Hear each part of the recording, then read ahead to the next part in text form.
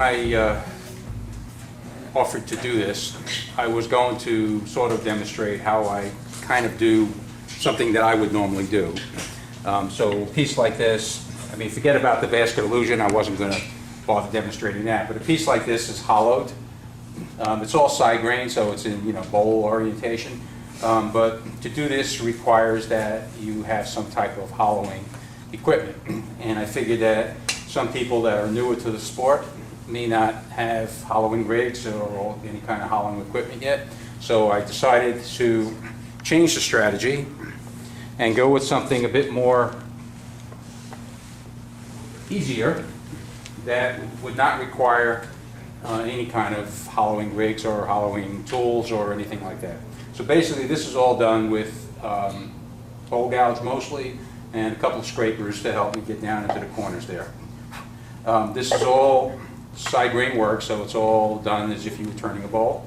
This is made out of 2 pieces of 8-quarter maple that were face glued together, and then a lid made out of a piece of 5-quarter hard maple. I only chose hard maple because that's what I happen to have handy, because I use a lot of hard maple for the basket illusion pieces, so therefore I have hard maple all over the place. You could make these out of anything you want. You can make them out of cherry, mahogany, pine if you feel inclined to do that. You can make them out of mixtures of woods, whatever you like to do. This shape I chose just because it was sort of an easy thing to do, and I wanted to try to keep this demonstration a bit more on the basic side that didn't require excuse me, any sort of advanced techniques, because I figured if people were showing up for this because you didn't know how to get started and this is something you wanted to come to see how would you even get started doing one of these, I figured that some of those people might be kind of novices, so I would try to keep this as sort of on the simple side. Harvey, you know, another advantage of that white mountain is that some of these kids get really big groups of beads.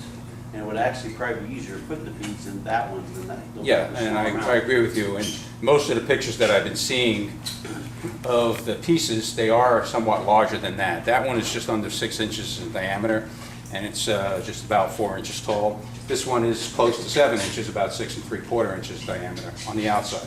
Don't they have a suggested dimension? They say minimum of 6 on one place, but on the Beads of Courage site it says 6 or greater, but 5 inches is okay. So another thing is they call these Beads of Courage boxes. To me, these are not boxes. These are canisters. That's what I call them. A box to me is a small lidded box that's usually no more than 3 inches in diameter and maybe 3 inches high, and they got a nice suction fit lid, because we have to show off for all our turning buddies, right? To me, this is not a box. This is a canister that my wife could put flour in or her tea bags or whatever. And this is probably still on the small side. And I've seen these that, some people have made that are, even up to 10 inches diameter, about that high, with a lid sort of, that style of lid. Some have lids that go over the whole outside of the piece. So the sky is the limit, really, in terms of how you want yours to look and what design you want to take. Size requirements, so I think it's a good concept to go with 6 inches or greater. And I think what Dell said is to keep the opening wide as possible, I think would probably also be a good thing. When Dell showed the video, we saw some of those kids that had these, strings of beads, big necklaces, that, and they were all strung up. They weren't, just a bunch of loose beads. Like that one would probably be fine for storing loose beads. Something like this would probably be better for necklaces or where they're all strung together. And I suspect that they're probably more likely going to be all strung up. So I think this was a reasonable project for us to undertake today. What I start out with is 2 pieces of 8-quarter hard maple. It doesn't have to be maple. It doesn't have to be hard maple. It could be whatever you want it to be. Okay? I would stay away from cocobolo because it would cost you about $200 to make a box like this. But anything in the rosewood family, has properties that some people are very allergic to, and you can get skin rashes, respiratory problems. I mean, anything we give away is going to be all sealed and all that, but still, why take a risk of subjecting children who already have everything in the world going against them? Why give them anything with a risk? So go with something that's kind of on the safe side.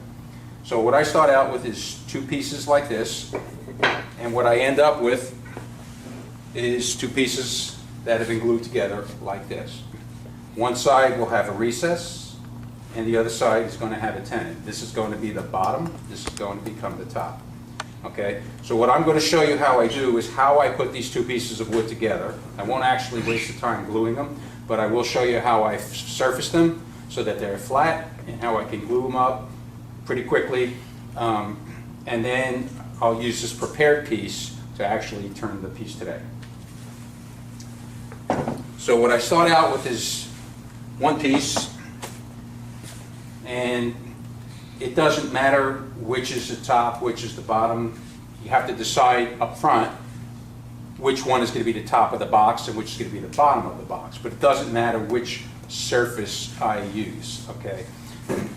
What happens is, when I put the 2 pieces together, normally I would put them together so that the grain lines up and they're both going the same way, like that. You turn it a little bit this way, Harvey. Okay? So that the grain is all going in the same direction. So I would line them up so the grain going this way and the grain's going this way, so they're both going in the same direction. That's for wood movement. If I put them like this, then this piece is expanding one direction, this piece might expand in the other direction, and then they can crack. So you keep them going in the same direction, and then ideally you would want not to have this situation here where this grain is going this way and this grain is going that way. Only for aesthetic purposes. It doesn't hurt the piece at all, and since we're going to do something right down the seam, it really doesn't matter. But if I was trying to hide that seam without putting beads on it or something like that, then it would be best to put them together this way so that the arcs are going that way, and on this one the arcs are going the same way. That would make that seam even more invisible. Okay, so if you're going to not hide the seam, then take a little more care in orienting the wood so that all the grain runs in the same direction this way and on the side grain here. Okay. So the way I start this out is I use my chuck sort of as a friction device, and this is perfectly safe. However, if you have a little mini lathe,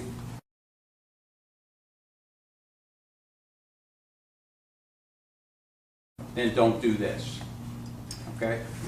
What I'm going to do is just going to pinch this. I got the center marked. I'm just going to pinch this right between the chuck and the live center, and I'm going to bring the tailstock up to hold that in there, making sure everything's tight so nothing can move, and this will not escape. I'm only keeping it in there for a real short minute so that I can put a recess in here. That's all I'm going to do with it. Once I got the recess in, then I can turn it around and hold it by its recess. Put the recess in is a fairly simple process. I just use a parting tool. And again, if your lathe does not have a good tailstock lock, like some of those older jet mini lathes when they first came out, they had that little round disc on the bottom, and every time you cranked up the tailstock, you could watch the thing sliding down the bed. Okay, so it didn't lock very well. You had to put a clamp over here to hold it. Okay, so be careful doing this on your lathes at home.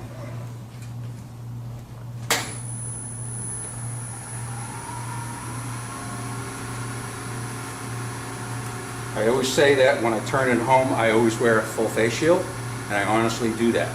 Also, I always wear breathing protection when I'm working with anything that I feel I need to wear breathing protection, especially when I'm sanding.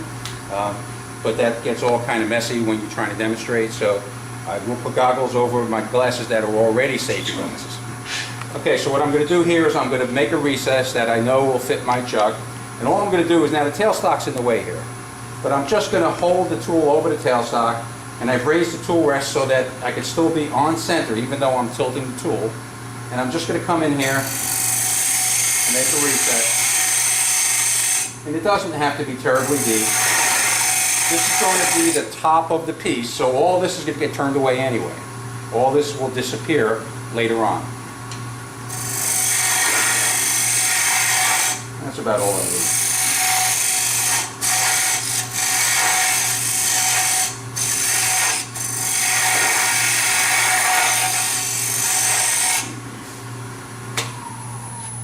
Does that go in straight, Harvey, or do you have a dovetail? I dovetail, so I went in this slight angle when I did that. Okay, I couldn't see. But it all depends on what your chuck is. When you said the top of the piece, you mean the top of the body? This will be the lid? Okay. this will be this, Right, the top okay? of the body. So that's going to be like that, Yeah. okay?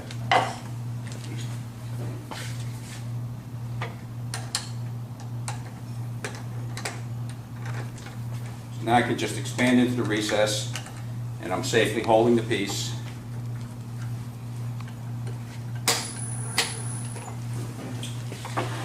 Not yet, Ken. Okay, now I need to true up this face. Okay, this face has to be perfectly flat, okay, so that when I true up the face of the other piece, these two pieces will go together nice and flat, and that seam should be as invisible as possible. Okay, so I take a bowl gouge. Any bowl gouge will do. Rest a little high.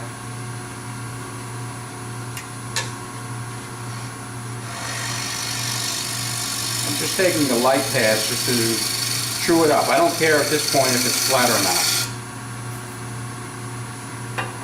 And then what I can do at this point to save myself work later is I could get rid of a lot of the inside. It would actually be to my advantage to get rid of most of the inside now, because eventually I'm going to get rid of the inside, right? All I need is wall thickness, this is about a ½ inch thick or something like that. So all I really need is roughly a ½ inch or so.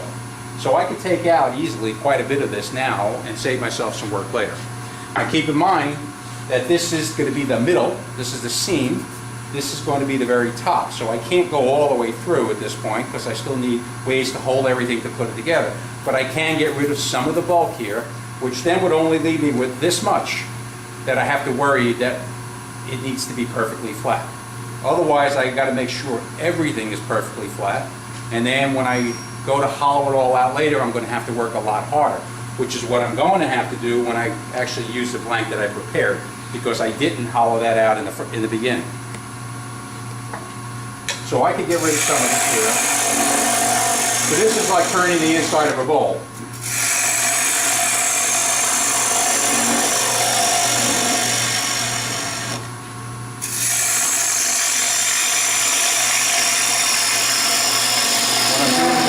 What I'm doing here is exactly what I would do inside a bowl.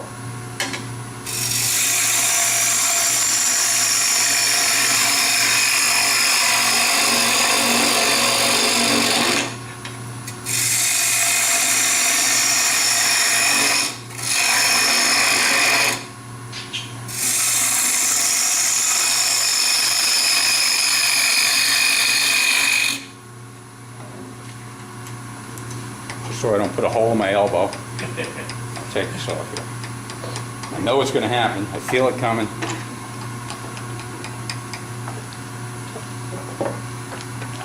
Put it here so I actually know what it is.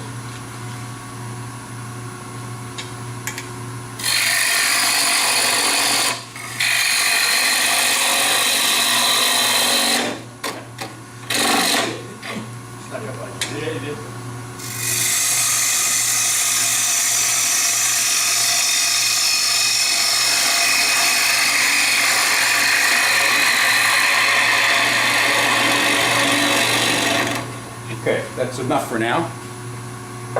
Just that little bit will save me a little bit of work later on. Now, to know if this is actually flat, you can put a straight edge across it.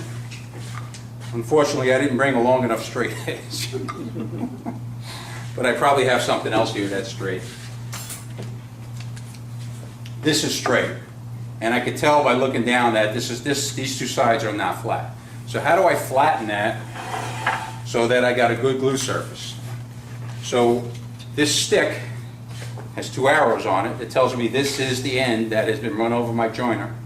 So I know this is a good flat surface here. piece of sandpaper, and this makes dust. So hold your breaths. All I do is I hold the sandpaper in place with my fingers. Now you segmenters probably have better ways of doing this, but this works. Okay, all I do is just press this on there.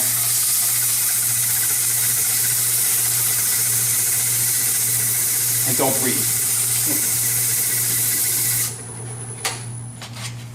And that should be nice and flat. And I would say that is.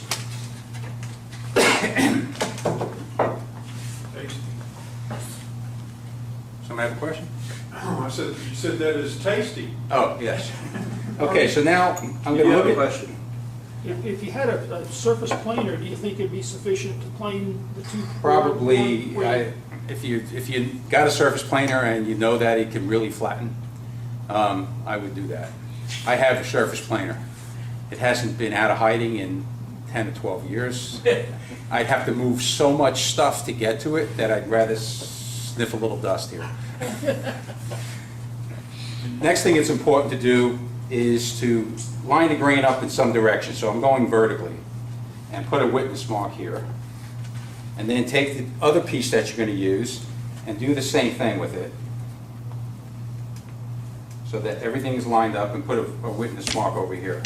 So that you know this, when you glue this two pieces together, this is the way you assemble it, where the witness mark is, okay? Okay, so this piece can come off for a moment.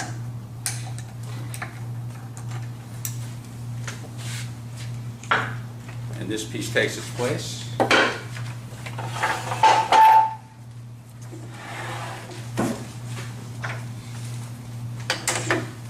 And I do the same thing that I just did before. I put that tailstock pin right in there. Tighten everything down good. And now I'm going to put a tenon over here instead of a recess. This is going to become the bottom of the piece. Now, you don't have to do it this way. There are other ways. I don't profess to be the know-it-all. If you ask 10 different wood turners how we do something, you'll get 20 different answers. So this isn't the only way to do it. I mean, if you can get a big enough piece of wood that's thick enough and right diameter and dry, and you don't have to go joining pieces of wood, do that. Okay, so now I need to make a tenon. So I just got to waste away some wood here.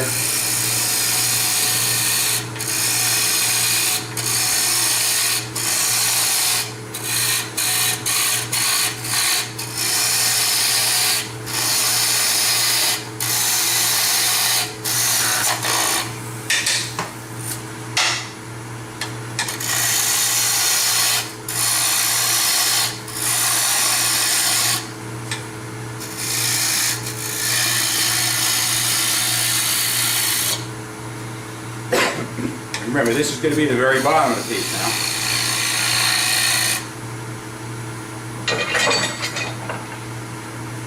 And my chuck is a dovetail, so I use a spindle gouge here to shape my dovetail, square up the corner. Bill Sherrites, am I doing a good job?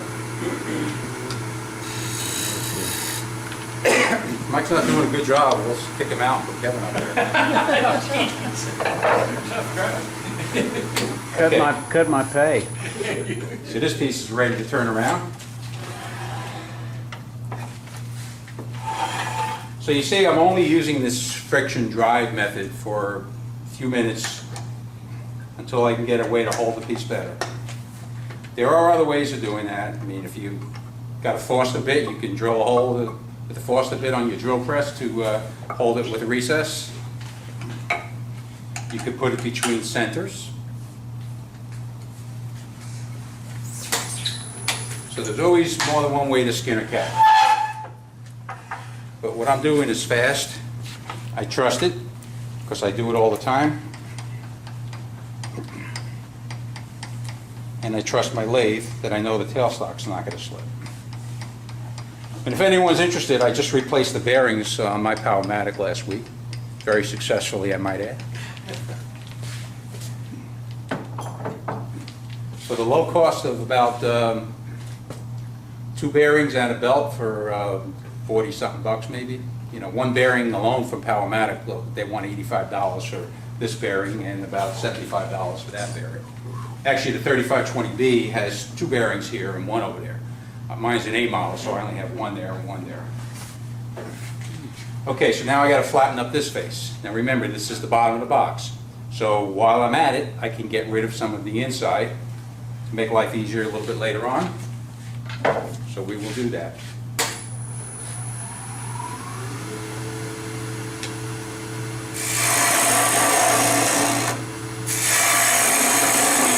I wish I thought of getting rid of some of the inside before I glued up the 2 pieces of wood that I'm going to be using later. The reason I say that is it's hard maple, it's hard. And you got to work at it. And that's why I bought probably half a dozen bowl gouges with me, because after a while you just feel like the tool isn't cutting anymore, so I like to pick up a fresh one. This way I don't have to stop and keep sharpening.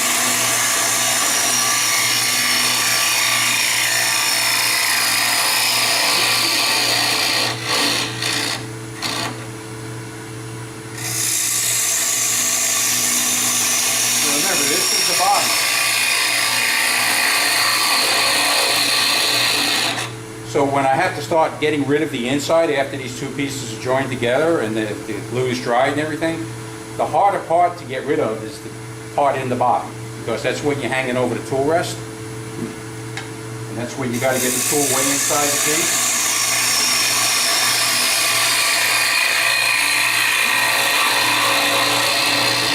And like I said before, this wood is hard.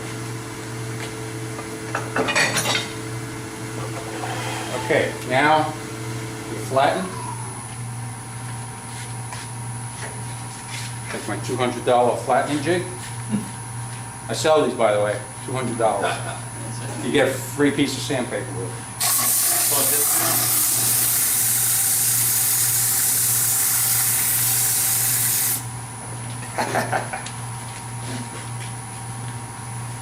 Dust on. What grit you using? I think that's 120 I have on there. It's not ready yet. What I should have done was put the tool to it first, but I didn't. I should have just took a quick pass with the tool.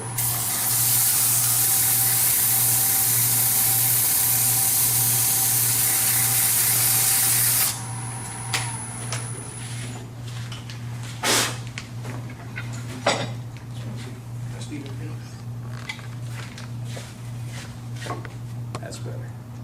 Okay, now when I take these 2 pieces and when I touch them together, they should almost stick together. The surface tension on them just almost holds them together. I feel like I can let go and it won't fall, and it will. But you can actually feel the flatness of it. The 2 pieces sort of, it's surface tension is what it is, that just almost holds them together. So I know that I got a good flat surface here and a flat surface there. So that feels pretty good. Now, to glue these together, I could take my Type-On glue, and I could do, I don't know if those of you that were here when Mark Wanager, the segmented guy, did his demo back in March. He showed you about the rub joint, where he puts very, very thin glue, rubs it all together, and then within 5 minutes, it's like you can't get it apart. You could do that, but I would feel uncomfortable turning this, something this big that was put together with a rub joint after it was only sitting for 5 or 10 minutes. And then I got to waste 5 or 10 minutes telling jokes while that's setting up. So that's why I have a piece already prepared. Okay, so when I glue these together, I would put them both down here on the lathe bed. I'm not going to actually do this because I'm going to finish this piece at home. I'd rather do it under my own controls environment. I would glue up both surfaces of this, and then I would put this one back in here, okay? and then I would bring this one up to it. And let me just tighten this up so it'll hold it in place while I do this. Okay, then I would have, so I got glue on both surfaces, then I would just sort of rub everything together. Nice. And it doesn't move this easily. Once that glue hits, it starts to grab pretty quickly. What kind of glue, sir? I use Type On, I think it's Type On 2 what I have, but it really doesn't matter. Then I would bring the tailstock up so that the tailstock is keeping everything all together. And I'll do that.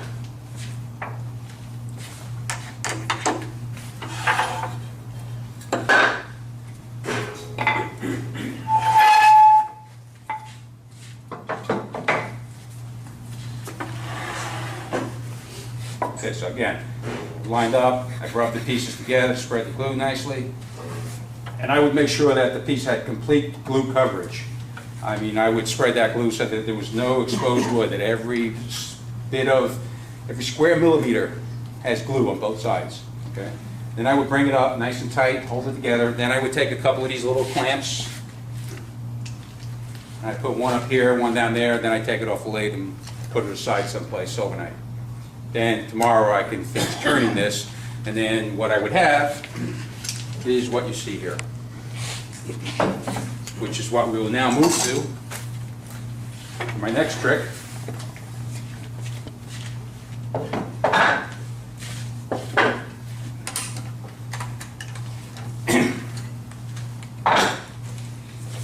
Okay, so tenon, bottom, recess, top.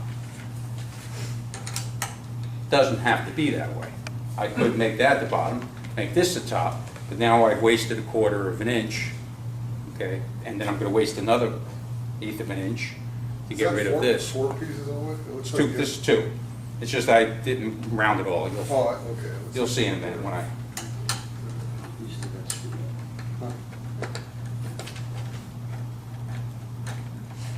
So you don't make your tenons very deep, then? doesn't need to be.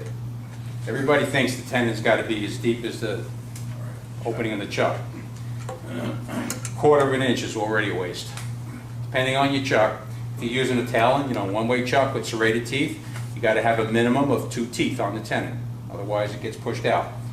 So with these dovetail chucks, I could easily get by with 1/8 of an inch, and I would feel so secure I would never worry about it, Even hollowing? even for hollowing. And why wouldn't you use a screw chuck or woodworm screw instead Could. of that recess? Could use a woodworm. Said there's, ask 10 turners, you get 20 answers, right?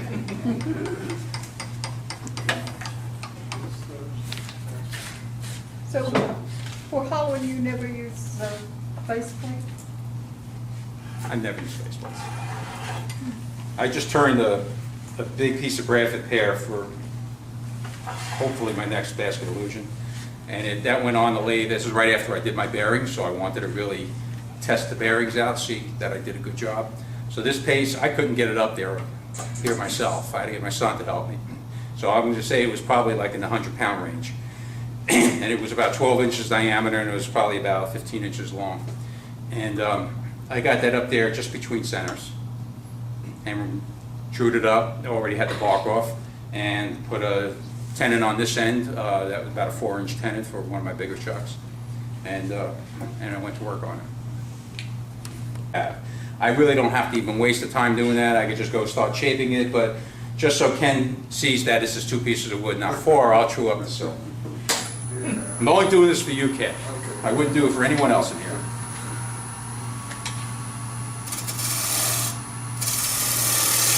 I'm only going to take off the minimum here so that I wind up with a piece as big as I possibly can, so we can fit as many beads in here. What's the thickness of the tube of wood up below? The thickness, I don't know. I'll measure it in a minute, but I would say it should be somewhere close to 4 inches, maybe a little bit under it. Since I used 2 pieces of 8/4,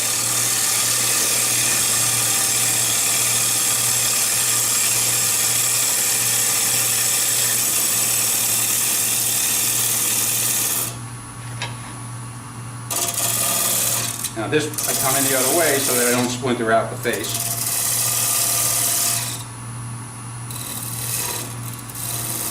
Right? So now you can see that it's 2 pieces of wood with 1 joint on there. It's not completely round yet, I got a bit of a flat spot there, bit of a flat spot there, but that's all gonna go away in due time. How thick is the piece? 3 3/8. I thought it would be closer to 4. How big is this one? 3 1/4. All right, So then for then we this, know. for this project, for the beads, that's a good size, or? That's okay, yeah. I mean, so this is gonna wind up at about a little over 6 inches diameter-wise. We're at about 6.5 right now, so it'll probably come out just about 6.5. You can go 7, 8 inches. This is just happens to be the size of wood I had handy. You could glue more pieces of wood, you know, and make it even deeper. That's fine too, but then you got a bit more work getting the inside out. Okay, so now I got to get rid of wood from the inside, all right? I also got to decide on what's the shape of the outside going to be, okay? So I'll just try to do something very similar to what I did over there for now. So that means the outside shape, all I have to do is really round off the 2 corners here.